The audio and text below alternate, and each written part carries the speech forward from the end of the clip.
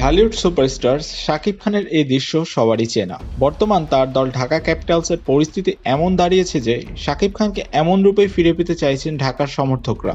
BPL এ শাকিবের দলের যে অবস্থা, তাতে হয়তো এমনটা চাওয়া অস্বাভাবিক কিছু নয়। পূর্ণদৈর্ঘ্য প্রেম কাহিনী ছবির মতো শাকিবও হয়তো ভাবছেন মাঠে নেমে ঢাকাকে যদি জিতিয়ে আনা যেত।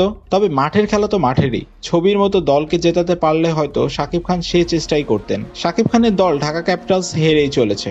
ঢাকা থেকে সিলেট একাদশে একাধিক বদল এনেও তার দলের পাশে বসছে না একটি জয়ও। শাকিব খানের দল বলে কথা, রোমাঞ্চ তো থাকবেই, তবে টানা 4 ম্যাচে হার সেই রোমাঞ্চকে পরিণত করছে হতাশায়। শেষ ম্যাচে ইংলিশ তারকা জ্যাসন রয়, মোসাদ্দেক হোসেন সৈকত, সাব্বির রহমানকে দলে ভিড়িয়েও হার দেখছে ঢাকা।